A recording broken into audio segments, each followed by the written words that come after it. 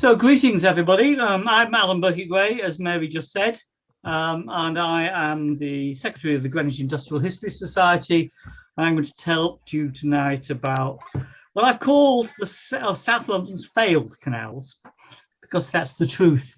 I'm going to cover an integrated canal system, one stretch from the Thames at Deptford to Croydon, Forest Hill, Peckham and Camberwell.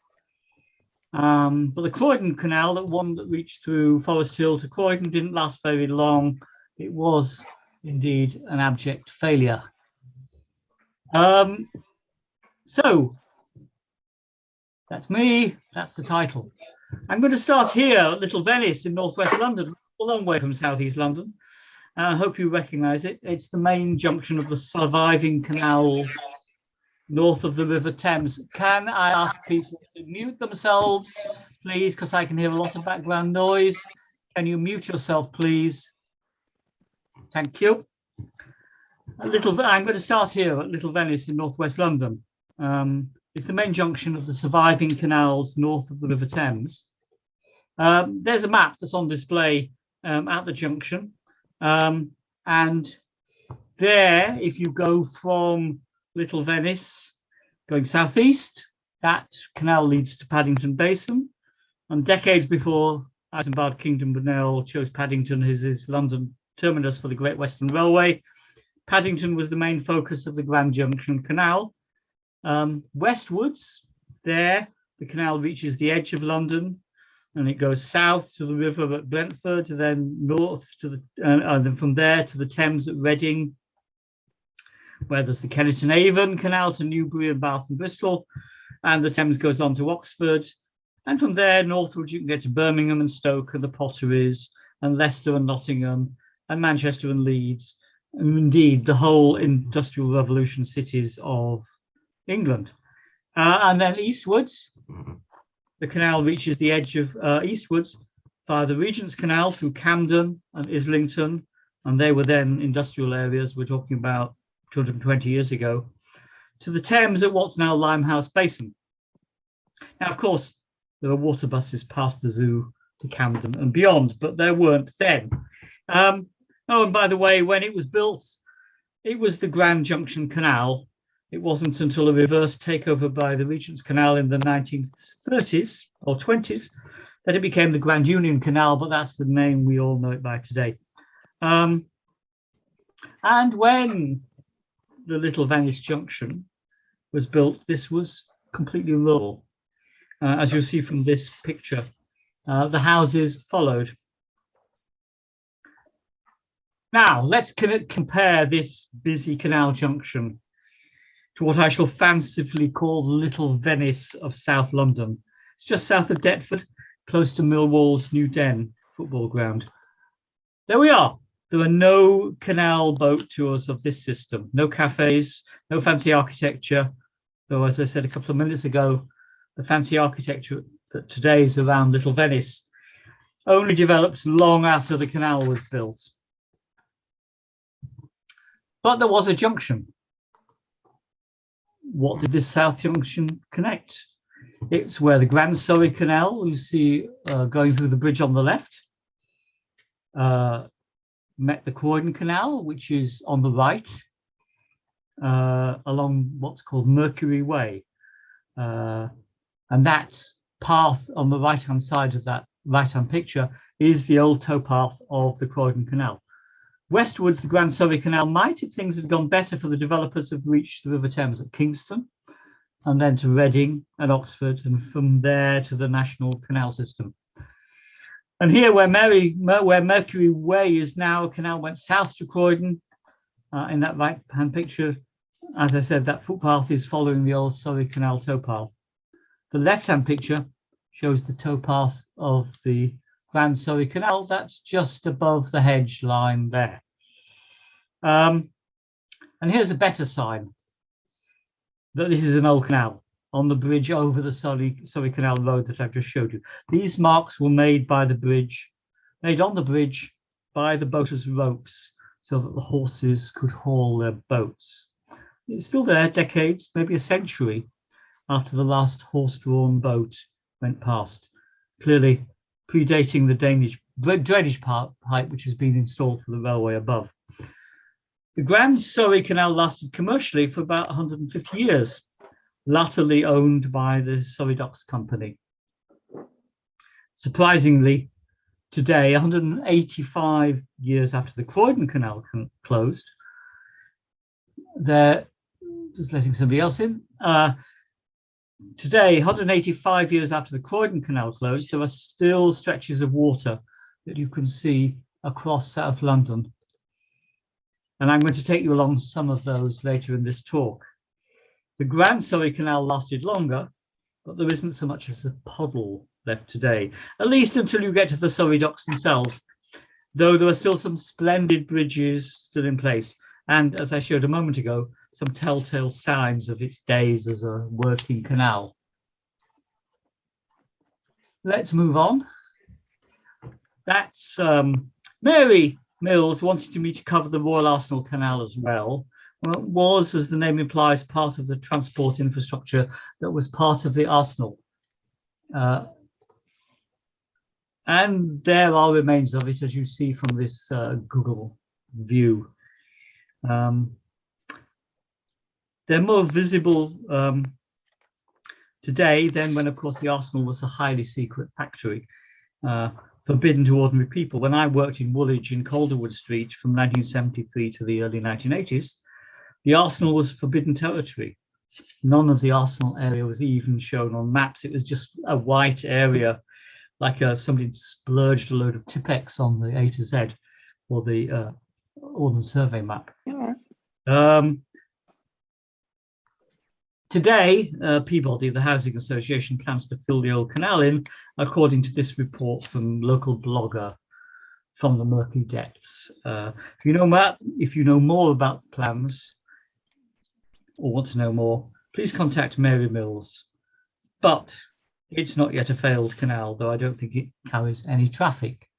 Let's go back to the Croydon Canal. As I indicated just now, one of the canals I'm going to talk about is the Croydon Canal. It was authorised in 1801, opened in 1809, and sold and closed in 1836. That's 27 years of commercial service. It's a commercial disaster, and I'll tell you why later in this talk. The southern end was here, where West Croydon rail and bus and tram stations are today. There's a good historical reason for that, which we'll get to later. But let's look at another map from 1800 with my addition. Sorry, I like maps. You'll have to get used to that. Let's put these two canals in their historical context and look at other transport projects south of the River Thames around 1800. This, by the way, was published by William Faden in 1800, and he was the engraver for the first Ordnance Survey map of Kent in 1801. I've amended this by enhancing the place names. Notice that in 1800 he showed the Grand Surrey Canal. He showed the Grand Surrey Canal as going right the way to the river at Vauxhall, though it never did, all the way from Rotherhithe up here, where we've got the Surrey Docks now. And one of the original points of it was a bypass of the Thames through central London, which was very congested. If you read any history of the docks, you'll realise that boats just queued up in the middle of the river for days or weeks to be unloaded by the lightermen and the dockers. It took a long time, so it's quite natural that they would try and build this bypass through the canal, through central London to Vauxhall, and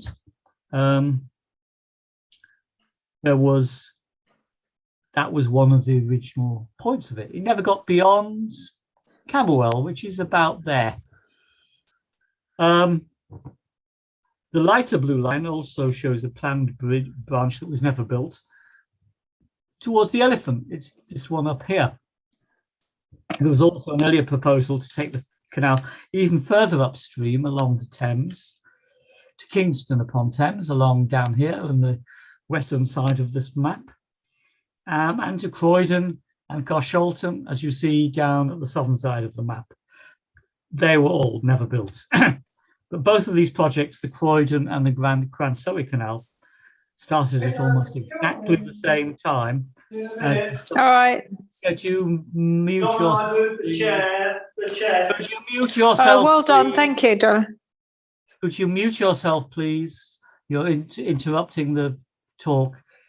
Every time you talk, the system broadcasts what you're saying, so please mute your mics. Otherwise, I shall have to do it.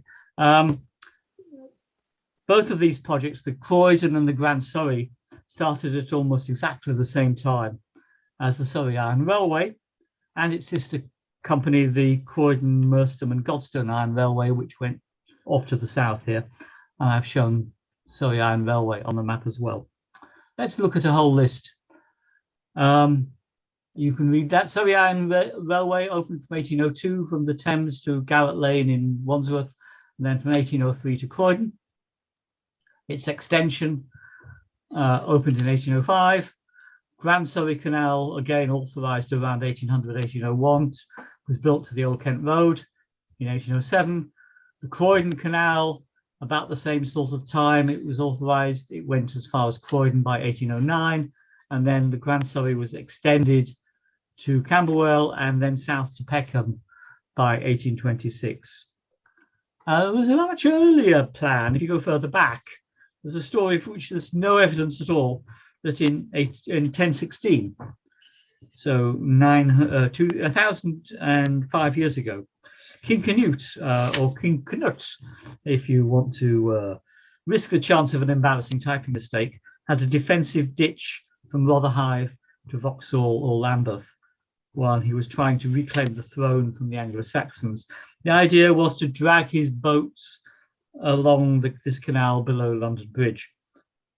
From below London Bridge upriver. There's even this cigarette card published in 2012 by Ian Visits. And if you want to speculate, search for Canute. The old spelling will probably be better on the Ian Visits site. But remember that the whole area was very boggy, very marshy 1,000 years ago. So I think we can probably discard that idea. Let's come back to the canals as built. And these are not the speculative ones, not the ones going off to Kingston or Carshalton or whatever. These are the ones that were actually built. That yellow line you see at the eastern side of the map is the boundary between Kent and Surrey, as it was then. Of course, all subsumed into Greater London now. The blue line is the Croydon Canal, the one going south, the one going west. From Surrey Docks is the Grand Surrey Canal.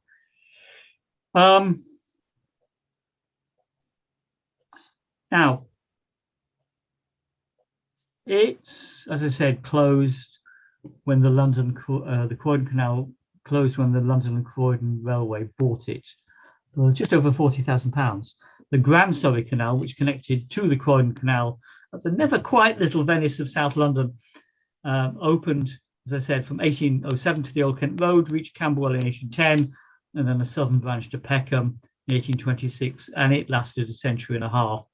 It was better than the Croydon Canal, but it still died. So why, the big question is, why did the South London canals die and the North London canals survived to this day? Let's have a look at a national map of the English and Welsh canals. After World War II, when most transport was nationalised, the canals north of the river became part of what was then the British Waterways Board. And in 2012, that was succeeded by the Canal and Rivers Trust. And this map shows the navigable waters of England and Wales, including the canal systems.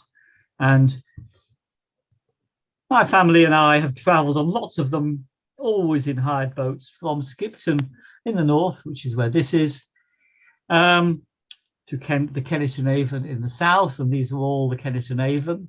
And my wife Joan, who's listening to this, will remember navigating that amazingly treacherous lock at the bottom right of that screen. And across the Welsh border on the Llangollen Canal and across the Pont Cysylltu aqueduct, which you see there. And that's Torta Mary and St Paul. And the Grand Union is joined to a national network of canals that reaches Manchester and Leeds. And this is Goole, the canals in Goole, my birthplace, which we visited on the canals a few years ago. The parents of Isabella Crampton, my maternal grandmother, actually worked a canal boat on the Aire and Calder navigation, carrying coal to Goole. And the coal was unloaded on that machine at the right-hand side. My other grandparents lived just about 300 meters from there, and I could hear the coal being unloaded in the night. And here's my grandfather, Harry Crampton, master of a barge, aged only 22, listed in the first census return of the 20th century.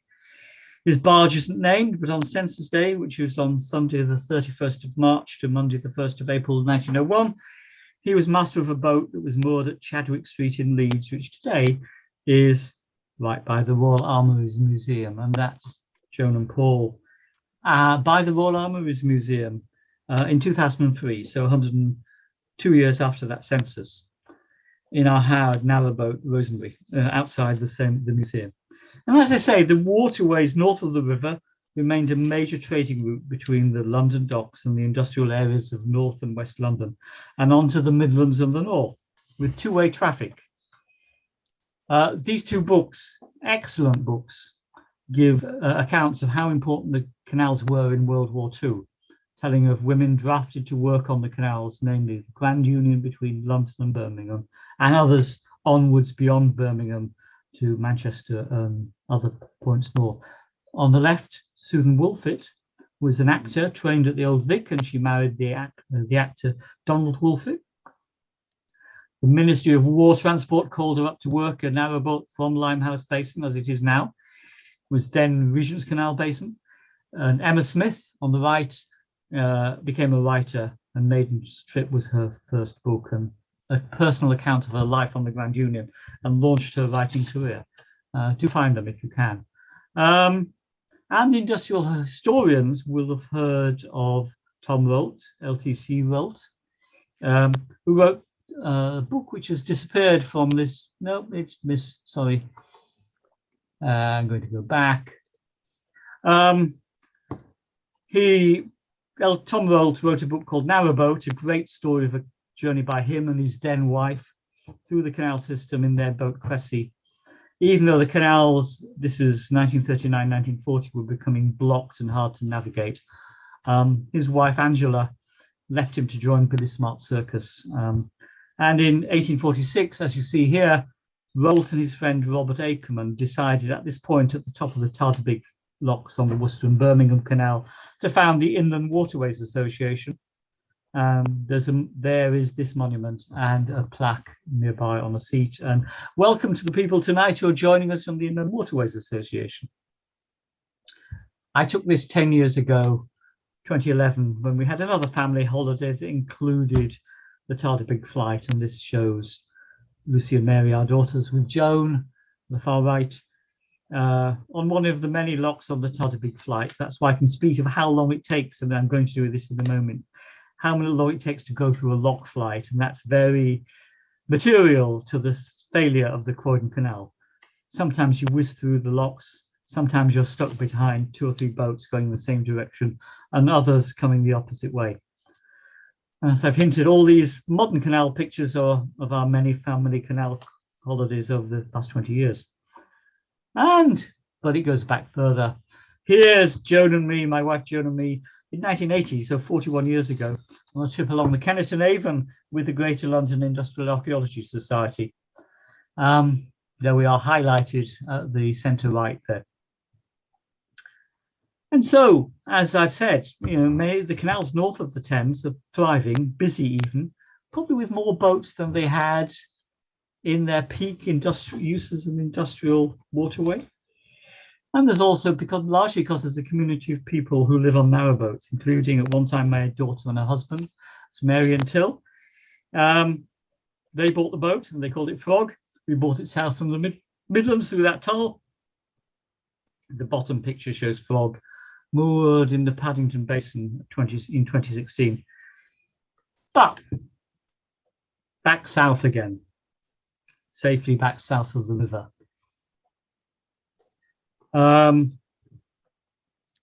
No such thing as Camden Lock or Paddington Basin or Little Venice. This chap's cycling along the route of the former Grand Surrey Canal in Burgess Park in Camberwell. The South London canals were isolated from the rest of the country's canal system. In the early 20th century, what survived of them, essentially the Grand Surrey, the Croydon, long since closed, became part of the company that owned the Surrey docks. So the Grand Surrey Canal became a sort of longitudinal dockside. I'll show you a picture of it later, stretching from the dock itself to Camberwell, long after the Croydon Canal had vanished from this world. It didn't have to be this way. Back in 1801, as I said, the two South London canals were intended to be significant parts of the country's canal infrastructure. The original plan for the Grand Surrey was to bypass central London and emerge upstream, especially in London south of the river. Kentish clay was the problem. In winter, the roads from London to the south became hard to use. There was an absolute need for a canal. This was the same as north of the river.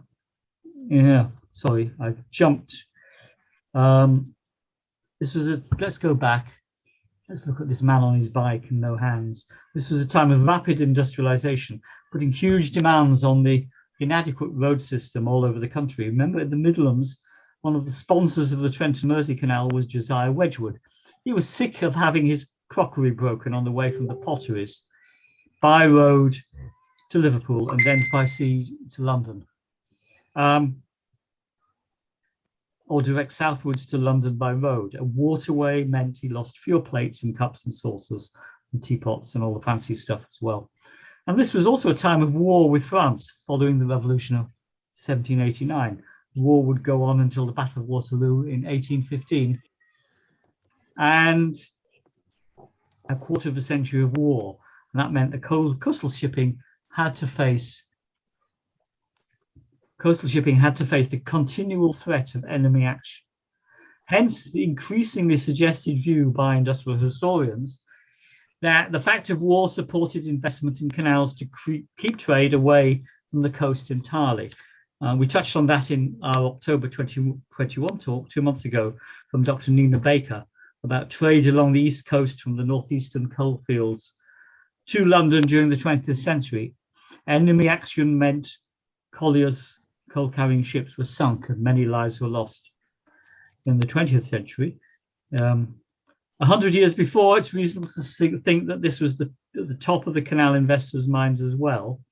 I haven't read a serious economic analysis of this, but it's the sort of thing you read in canal histories and in talks, including one at Greenwich Industrial History Society a few years ago.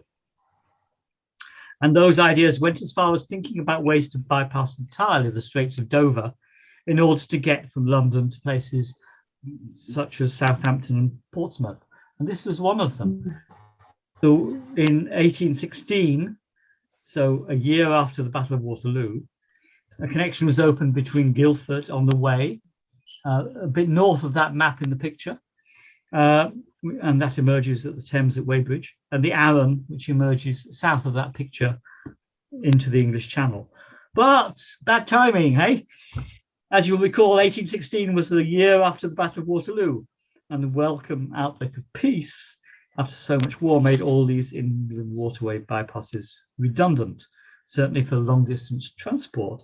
There was also a disastrous slump, partly caused by the end of the war. Lots of former soldiers and sailors were dumped on the scrap heap. And there was something else. The third factor, 1816 was the so-called year without a summer. The year before, Mount Tambora in what's now Indonesia erupted, the largest volcanic eruption since 535 AD.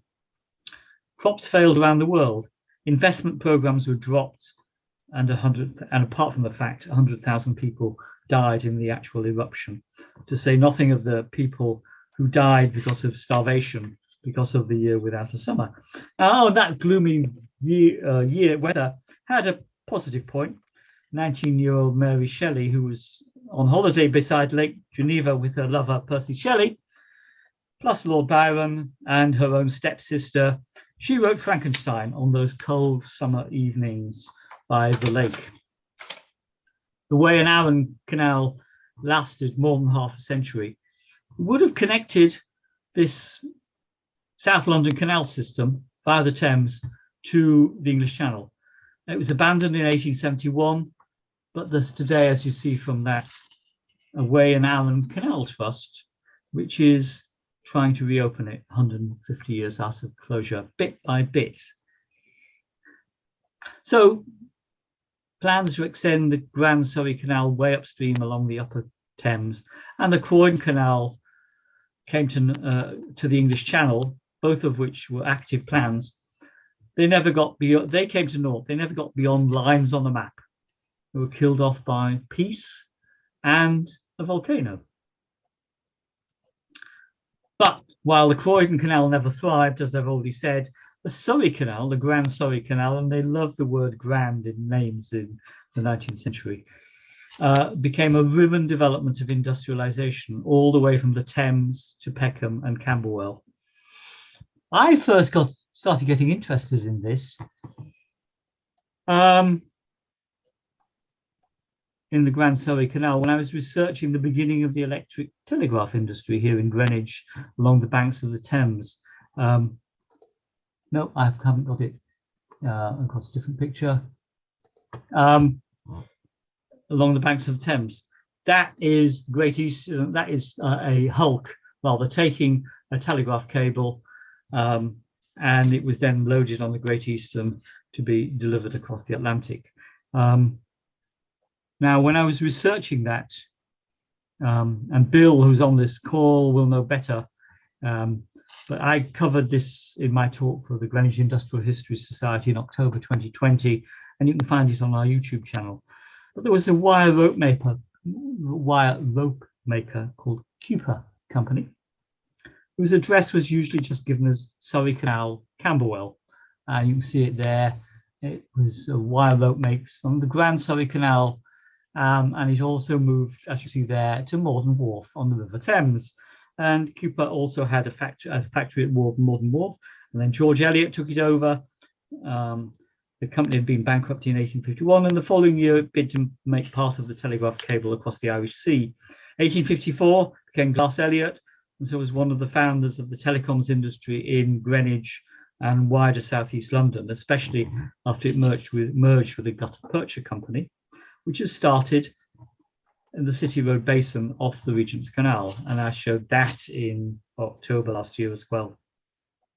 They created Telcom, the telegraph construction maintenance company, and I haven't got the Telcom works. I hoped I was going to have the Telcom works, but never mind. That company today survives as Alcatel Submarine Networks in North Greenwich, owned by Nokia, and it has a continuous history of 150 years. It's not only the oldest telecoms factory in the world, still on the same site, 170 years since it was founded in Greenwich, but has a direct history going back much further to a wire rope maker along the Grand Surrey Canal in Camberwell. But of the Surrey Canal today, there is no trace. Now, that I've shown on that map where the canal was, and there's I'm going to show you, if you look at that church just there, just centre left, St George's Church, but I've looked along that map, there was no sign that I could find of the wire rope maker. According to an early post office directory, it was in St George's Street, which is which was along here. Oh, I got Telcom. Sorry, I've got Telcom, Telegraph Construction Maintenance, Alcatel Submarine Networks in the wrong order. That's Alcatel Submarine Networks, still in Greenwich today. But let's go back to the Surrey Canal. That's St George's Church as it was in the canal days. That's the same view, excuse the trees. I took it while the trees were still in leaf on Wells Way. And almost the same view. The canal has vanished, as you see. There's no sign of any sort of factory. In fact, the whole stretch of Burgess Park, which is now covers the site, of the canal has precious few remains of any type of industry. This is one of the few. It's an old lime kiln, now isolated in the middle of what's now Burgess Park, which was recreated after the canal was abandoned in the 1970s. You can just see St George's Church behind it at the top left there. This is what the canal looked just before closure about 60 years ago. This is just about where Wells Way, so right by the lime kiln and the church, crosses it. This is the same site on the right, taken just a few weeks ago. As you see from some of that wreckage in the canal, the deal trade, the timber trade, was really important. It came from Russia and Scandinavia across the North Sea and up the Thames and into the Surrey docks. And there's still a road called Deal Porter's Way in front of the giant Tesco in what's now Surrey Quays. They thought Surrey Docks was not a good name for a housing development and a shopping development, so it's been Surrey Quays for the last decade or so. I have here, to show how recent these changes are, an ancient London street guide published by Geographica. It was my first ever. I bought it new when I was a student in Leeds in 1972 for 30 pence, as you see, to help me find my way around London for visits and for interviews. You will find the Grand Surrey Canal still there, as if in business. St George's Way is there. St George's Way is there just south of the canal. And the church is here, that, and there's a baths just north of the church. Church is still there, baths have gone. And it went all the way west to Camberwell, and then all the way east, across the Old Kent Road, past the Gus Works, Southeastern Gus Board, which Mary will know well about, across into the Surrey Docks, northwards here to Greenland Dock and up to the river. And the last stub in 1970 or so of the old Croydon Canal was here to buy Millwall football grounds and the Dogs Stadium. This is a composite I put together from 3 pages of that street guide. Let's look at it today. This is Google Street View or Google Satellite View. A long linear green space that stretches from Camberwell in the west to Peckham. Peckham is here, up through industrial warehousing area, across the Old Kent Road, which is there, and then further north east to the river, which is off the side of the map. And I've seen this from the air many times, coming into Heathrow Airport from the east. It's totally unmistakable. And there was a long time I thought, what is that? And then when I got home, I wasn't too tired, looked it up and realised that had been the route of the Grand Surrey Canal. Burgess Park, it's what it's like today. It is named after Jessie Burgess. She was the former mayor of Camberwell, died in 1981, just as the local council was turning it into a Camberwell.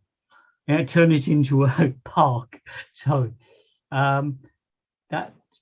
there's a great footpath right along it which tracks the route of the canal, and there's still some bridges, including this, which is locally called the Bridge to Nowhere, become a motif for the whole regeneration project. Not a trace of industry, not a trace of even offices or any other buildings around there. Why they demolished the area? There was obviously a lot of bomb damage in World War II, but they demolished the whole area north and south of the canal. So it's a green strip going right across South London. Here's the turn off to the Peckham branch, which now runs through trees where once there was water. Obviously a lot of reconstruction, and plenty of, you see there upper right, there is an old canal bridge. I'm coming to that in a minute. There it is. And you see that footpath on the right, lower right, and then going under the bridge. That is the old towpath. Still there. on the left where that person is walking would have been water until 50 or so years ago, with a lot of debris in it, as we saw from that earlier picture. And again, this again is the clue, similar clue to what I showed you on the main stretch of the Surrey Canal. Those marks of the stonework were made by boaters' ropes. And canals right across the country have lots of these. It's a familiar sight. Anyone who's travelled on the canals in a narrowboat will be familiar with the telltales of the old days when horses pull the boats. Indeed, I'm sure somebody will jump in and say there's blow-up bridge on the Regent's Canal, which was blown up in an explosion. A gunpowder boat set it off, destroyed the bridge. They put the bridge back the wrong way around, so those rope marks are on the other side from the canal now, with later ones produced by later boats. So it's got two sets of rope marks, but that's quite a famous feature of the Regent's Canal. Let's go on, and this is where the Peckham branch ended here, where the famous award-winning library is now. And just before the end is this milepost, 3.5 miles from the river. It's much photographed. It looks remarkably well preserved. I'm just feeling a little dubious about it, but many sources say it was installed by the Grand Surrey Canal Company. Let's move back to the main drag of the canal. This is remains of what probably was a canal side industrial area. This border you see running from bottom left to mid right is the edge of the wharf, the Glengall Wharf, an old quayside. And if you look carefully back here, mid right, there is a road, and you can just see the road rise slightly because there was a road bridge across the canal just here. And the whole area has been adopted as a garden. Glengall Wharf was built by an engineer called Edward Ellington, who had been earlier apprenticed to John Penn, the engineer of Blackheath Hill. And there is, as you see, not much left today, but this and the lime kiln are the only surviving signs of industry. And indeed, that hut I showed you on the previous slide, and the name of the Glengall Wharf Garden. By the way, I was digging around, there was the Glengall Ironworks across the river in Millwall. And I could speculate, but I have no evidence that this was the site of this company's South London outpost. Others, no doubt, will know better. The canal then disappears under warehousing as you get close to the Old Kent Road, warehousing, trading points, things like that. The Old Kent Road bridged the canal, and I have a fanciful memory that you can just about see the rise in the road level along the Old Kent Road where it crossed the Grand Surrey Canal.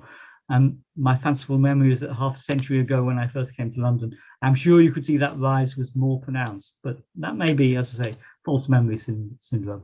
Just the other side of the Old Kent Road, though, you have this. You have a street called Canal Grove and some former canal side cottages. Very close to the gasworks, which obviously benefited also from the canal side location. And after this gap for modern warehouses, there is the longest sequence where there's no trace of the canal at all, except the buildings follow the old alignment, because some of the buildings were there before, and then they were rebuilt, but they kept the alignment. And I find it fascinating that even when canals and railways disappear entirely, their traces remain thanks to the alignment of buildings and property lines which were kept. And I'll show you another example later in Forest Hill. This is, again, Surrey Canal Road. Again, a hump on the bridge because the canal went underneath this, showing you where there was a bridge over the canal. All the way from Camberwell to the Croydon Junction with Mercury Way, and then on to the River Thames, the Grand Surrey Canal was flat. That meant huge efficiencies. No locks, absolutely level, just go straight through. Locks use a huge quantity of water and they take a lot of time to navigate. But the Croydon Canal was different. Croydon's on a hill, and that means locks to get up and down. And we as a family have done some locks. This is the most challenging, just about. This is the Bingley Five Rise, and the most challenging lock network flights on the whole system in West Yorkshire. This is 2004, 17 years ago, just as we come down the flight on a rather rainy Sunday morning. My wife Joan's on the left holding a rope. Son Paul is steering at the back. Daughter Mary is on the towpath at the front holding another rope, and Lucy is on the boat, which is called Rosemary. Now, there's a great ready reckoner that boaters still use, and we used when planning our holidays, to work out how long a journey is going to be. And this is really important when you're planning where you're going to do overnight, so you're going to do your shopping, and whether you will get around the circuit in the 1 week, 2 weeks, or 3 weeks, or whatever you booked the boat for. The speed limit today, could you mute yourself, somebody, whoever that was? The speed limit today on today's canals are set by British Waterways and continued by the Canal and River Trust. It's 4 miles an hour. So you can travel 10 miles of canal in 2.5 hours. If there are moored boats on one side or the other, or both, and the speed comes down to 1 or 2 miles an hour. And if you exceed that, you get people shouting at you, watch your wash, slow down. But for most canals, you also have to go through locks, and this is far less predictable because often you get to a lock and it's set for you. That means if you're going downhill, the lock is full, you take your boat straight in, you close the gates, empty the lock, you continue on. Going the other way, if you're in lock, the lock is empty. You motor in, close the lower gates, fill the lock, and you open the top gates and travel on. Sometimes, though, 50% of the time on average, the lock's set against you, which means if you're going down the canal, you have to fill the lock first so you can move in, empty it again, and travel on. If you're going up the canal, you might come across a full lock, and you have to empty before starting the process. And as you can tell, that takes a lot of water and a lot of time. Let's go on a bit. This is my daughter Lucy in 2011, 10 years ago, taking us through another flight, the Foxton Locks in Leicestershire. You know what we're talking about. If you have an efficient team, which we did in our family canaling days, it takes an average, maybe with walkie-talkies, operating the lock paddles and opening and closing the gates, you can make good progress. Sometimes moving to the next lock, one person moves to the next lock to make sure it's set for you. Rule of thumb in the canal world, whether or not you've got walkie-talkies, it takes an average of 15 minutes to go through a lock, sometimes less. When the gates are in your favor, sometimes longer when you have to fill or empty a lock before you can move on. Sometimes even longer when there's a long queue of boaters. And I remember the Llangollen Canal with behind about four boats one Sunday morning when we didn't even have a newspaper to read. It was a long wait. Nice sunny day, but it was still a long wait. But that means 4 miles an hour and 4 locks on average an hour. Boaters call it the lock mile. And this was bad news about the Croydon Canal. From the south in Croydon to the north in Mercury Way, it ran 9.25 miles. That's 15 kilometers.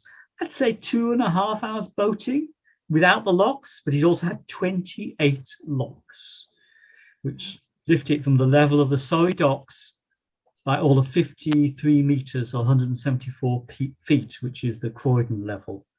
Some of it was on contour levels, which meant that you had stretches where there were no locks whatsoever, but there were actually 3 flights of locks on the whole stretch of 9.25 miles. That means for boaters, an average of 7 hours of lock work on the Croydon Canal.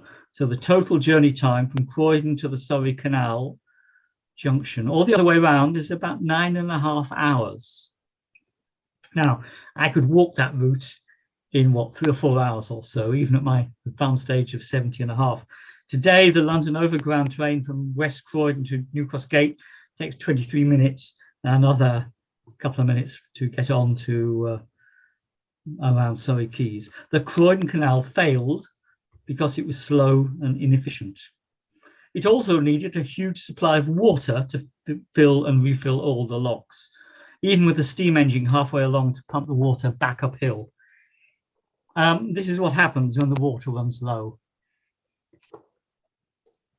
That is the Huddersfield Narrow Canal in summer 2004, one of our first long distance canal journeys. It totally out of water. Huddersfield Narrow Canal has been famous for being low on water for more than 200 years. It's just dreadful. And the Kennet Avon, that's the Kennet Avon, a couple of lovely steam engines there, one from Harvey of Hale on the right, one from Bolton Watt on the left. It has a huge pumping station at its summit level to keep the water still topped up. It still has the problem of low water after 2 centuries. So after a few years, the Croydon Canal was doomed, not just by its inefficiencies, but also by the arrival of the railways. And the great legacy of the Croydon Canal is that the London and Croydon Railway bought it in 1836 for £40,000 or so, and largely used the route for its own track, although with a lot of muck shifting and rerouting on the way. The canal, as I said, partly went on the contours. Contours go loopy around, but the railway company also used the canal during construction to transport its own building materials along the route up to Croydon. Now, the route is still visible, though. Some of it's vanished. This is a bit that's vanished. The southernmost few miles of the canal disappeared under the railway network and the depot at Selhurst. But a little bit further north, in fact, the next station north from West Croydon, Croydon Council has celebrated its heritage with these slabs in the pavement on Station Road, just by Norwood Junction Station. And there's another round the corner on the High Street, just next to this pub, the Ship. And it's called the Ship for a good reason. That passageway at the right-hand side, that's got a gate, very secure gate, used to give onto the canal wharf just behind the Ship, which was no doubt good for business as well, to be positioned so near the wharf. At Norwood Junction itself, the canal builders back in 1800 onwards created that wide loop. You see that huge loop of houses that follows the canal, which actually went in the gardens around there, back under the railway where it is now, around that wide loop, following the contour, and then back under the railway. Still 200 years later, reflected in the street layout, and no doubt creates a nice community for the people. And to the northwest of Norwood Junction Station, there is the biggest relic of the old canal, Norwood Lake. Now, it's a beautiful attraction. I was there, as you see from that picture, in the autumn, used for boating and fishing. There were boats just behind the camera, which there's the Croydon Sailing Club, fishing, dog walking, and just walking. It says cycling and swimming strictly prohibited. I don't know if swimming is still prohibited. I certainly saw some people cycling. But this is a very old sign, as you see from the prices of 2 shillings per rod per day. So that's at least 50 years old. But this was a huge lake. It's a bit less than it was at the time. Some of it's been taken over by a cricket pitch, but the reservoir was built and used by the canal company to feed its hungry need for water and water and more water to fill and refill its locks. A bit further north, Betts Park near Annerley Station, that's the next station if you know your stations from West Croydon to London Bridge, Forest Hill to London Bridge. This is near Annerley Station. There's a stretch of water which forms the remains of the actual canal, still with water in it, or still in water, as canal people say. Some purists will sniff and they'll say that's a concrete lined artifice, but it follows the line of the canal and it's detached from the complete waterway, so you need an artificial means to keep it full of water because it's detached from the old reservoir. And for goodness sake, a canal is artificial anyway, so why quibble about an artificial waterway? But it's got ducks and it's got other wildlife in there. And a couple of stops further north, Sydenham, there was another reservoir to supply the canal with yet more water. That whole site is now built on. There's not a drop of water anymore. And one of those houses, my brother and his partner brought up their family. They don't have any damp problems. I have slept in their basement, which would have been below the water line. It was perfectly dry. Moving further north, though, Dacres Wood, just before Forest Hill Station, as you go northwards from Sydenham to Forest Hill. That is the only other surviving stretch of canal tucked away behind some houses in Dacres Road. Dacres with an S, not Dacre as the local name around Blackheath. This is what is now called Dacres Wood Pond. Very hard to get a view of it. It's round the back of some houses, some fairly modern houses, but the pond, as it's called, was kept. It's easier to see it from Google Earth, and they very clearly see that there is an old canal along the railway line behind some houses, and it's there. And I don't know if there's a path through the trees. I suspect there is, but it's probably residents only. Go a bit further north. This is Forest Hill. Station is there. That's the overbridge. I used to live here back in the early 1970s, and I'd never noticed the odd alignment right next to the station, alongside W.H. Smith's shop, which is here. There's a dentist here. I once had my teeth done there. And it continues north of this is the South Circular. And this is, as I said, Forest Hill Station. That was the canal route. And you can still see the alignments south as it goes under the railway line. The bridge, the building lines are still there 200 years later, and they're still there to the north, where there is this thing called Forest Hill Nursery, but I should think that's a plant shop. And if you go up, I'm going to go up here, and this is what's left today. That is, believe it or not, and I went past it daily for 3 or 4 years that I lived in the area. I never knew what I was looking at. That is the towpath up here. The road now is much below. That is down at canal level. You can see the towpath along here. I didn't believe it when I first looked at it. I thought the levels were all wrong. If you put your eye along the railing up there, it does actually line up with the passage on the other side of the South Circular. It's hard to see in real life. And this, where the South Circular heaves past the station, there was once a swing bridge. And anyone who's been on a canal and has opened up a swing bridge to get through, because boats have preference, because the canal was there before the bridge and the road, it's wonderful, especially at rush hour. We've done it lots of times on the canals. Just think if that swing bridge has still been there on the South Circular. Go a bit further north. We're going past to Honor Oak Park Station.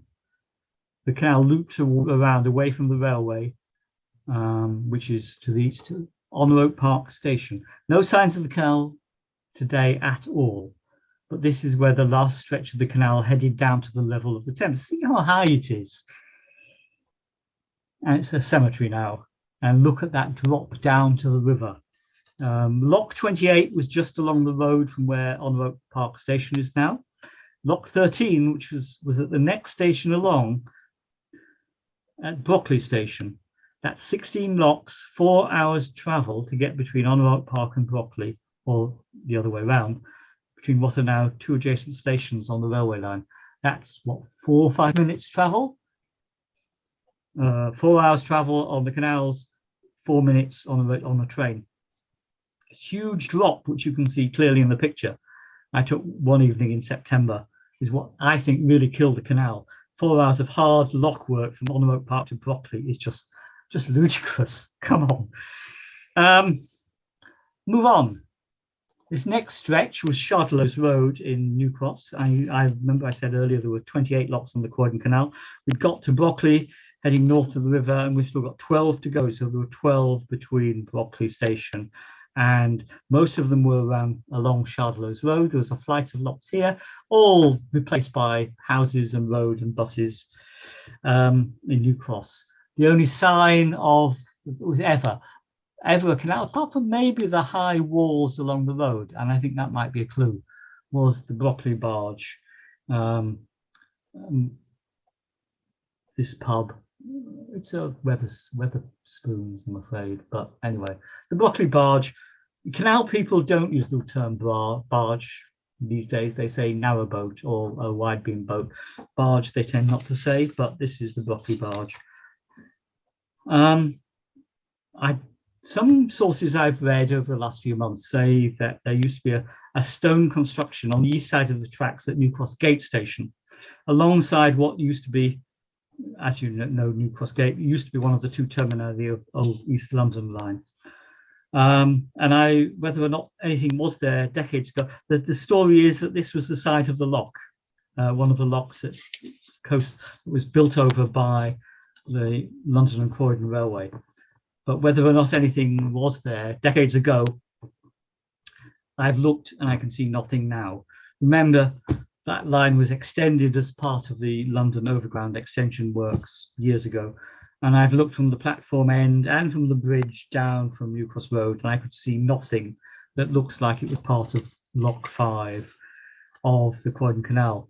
And then there are 4 more locks to get to what I've already called cynically the Little Venice of South London, the junction with the Grand Surrey Canal. And if you remember that road, Mercury Way, that was actually quite steeply rising from the Grand Surrey Canal up towards Croydon. So that's where the last 4 locks were.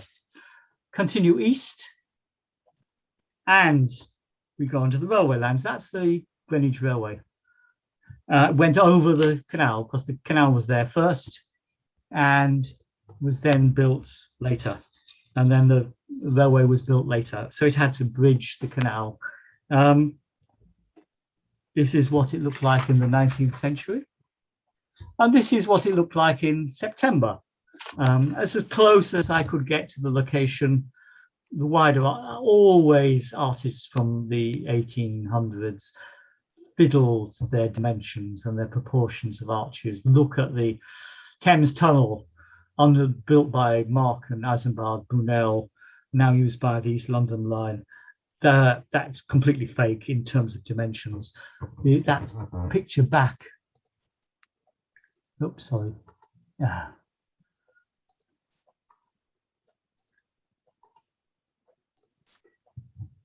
That I think was exaggerated. You wouldn't need such a wide arch to cross the canal just there. But I don't know, because it's very hard to see because there's a building site and a building materials site. Lots of building right in the whole area, of course. It's very conveniently located. Indeed, it's a short walk from what was going to be Surrey Canal Road station on the London Overground. The site has been protected, although it was protected before the railways were extended to 4 coaches. I extended from 4 coaches to 5, but it's very close to where, if that station is ever built, under the name New Bermondsey, I think. It will be quite convenient for commuters. The canal then ran south of Deptford Park. Oh, and then, yeah. 2 under Evelyn Road. This is the A200.